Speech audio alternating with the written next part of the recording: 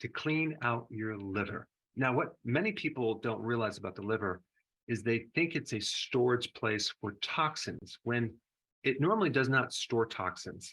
It gets rid of toxins. Now, toxins are stored in the fat cells. So if you have a fatty liver, chances are you will have toxins stored in your liver. But if you don't have fat in your liver, you're not going to store toxins. Now, before I get into the foods, I want to jump right into what the liver does. Okay. So, number one, it helps detoxify the body. So, let's go to the whiteboard to explain that point. All right, check this out. We have the liver, and the liver goes through two different phases, actually three phases, but I'm going to focus on these two phases right here. When it gets rid of poisons or toxins, phase one is all about breaking things down, okay, turning poisons into a water soluble, harmless particle, which is in the phase two. So we got this whole chemical reaction. There's a lot of different chemical reactions that occur, not just one. So phase one is breaking things down, and then phase two is about adding things to that new molecule. And you need certain nutrients on both of these sections. You need B vitamins, you need antioxidants, B12, folate, and a lot of other nutrients. So what is the liver breaking down? It's breaking down plastics, pesticides, insecticides, herbicides, fungicides, alcohol, caffeine, drugs, aspirin, Tylenol, corticosteroids, antidepressants, high blood pressure medications, recreational drugs, pollution, and the million chemicals that come with that, both in the air, the water, and your food.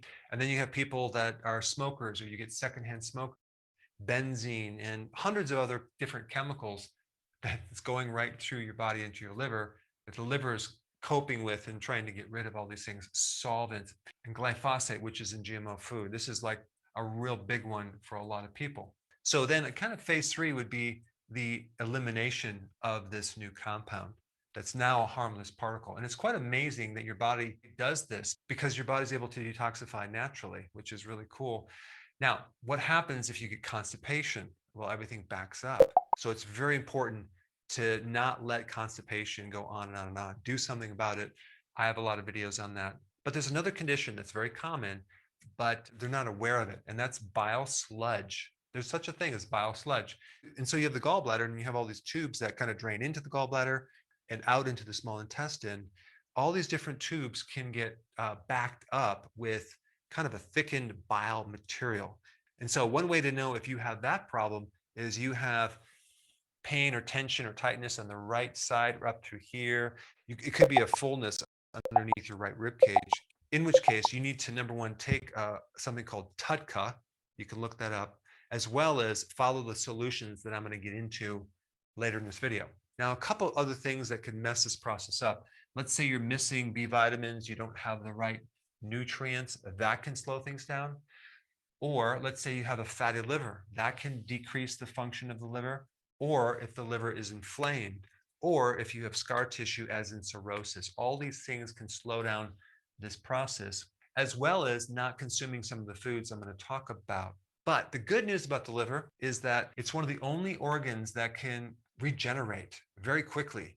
As long as you have some liver left, like 25%, and you change your ways, your liver can grow back into a normal liver. So that's really exciting. But there's always a point of limitation where there's too much damage that can be done. This explains liver detox. All right, number two, it actually makes something called bile. Bile is very similar to like detergent or soap.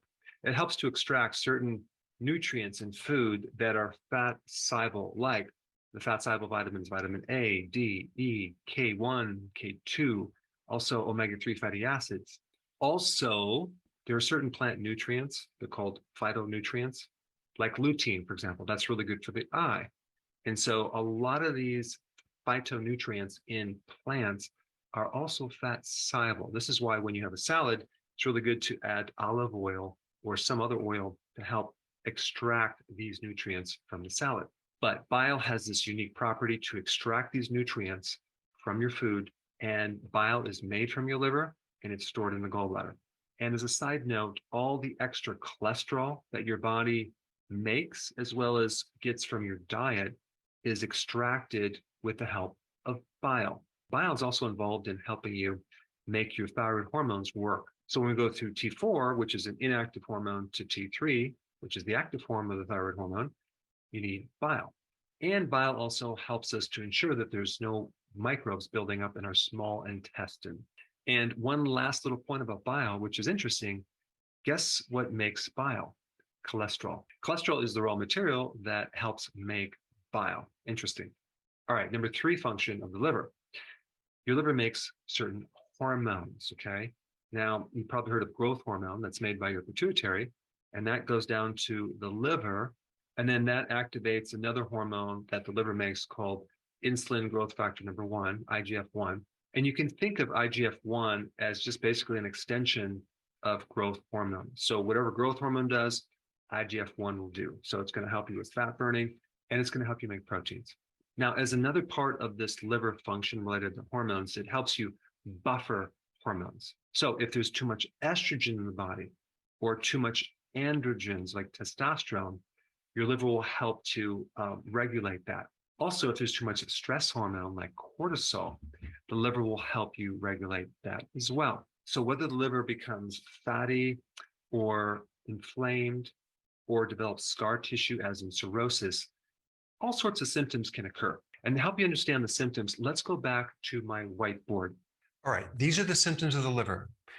Itchiness, especially in your feet, fatigue or lethargy, belly fat because the liver is filling up with fat and it's spilling off into areas around the organs and in the organs in your abdomen, diabetes and pre-diabetes and insulin resistance, which comes before both of those things, hormonal imbalances, especially with estrogen, testosterone, which have all sorts of cascade issues from hair loss to menstrual cycle issues to menopausal problems.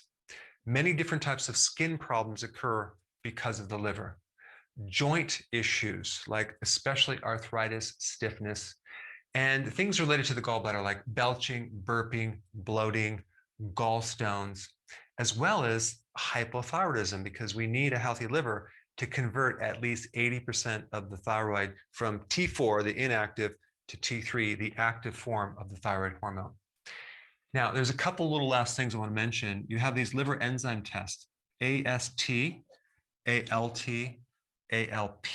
If you ever get your liver tested and there's a problem with one of these 3 high liver enzymes like AST, that means there's damage from toxins, like it could be alcohol, medication, or some other toxin. Whereas if it's a high ALT, that's mainly damage from just having a fatty liver.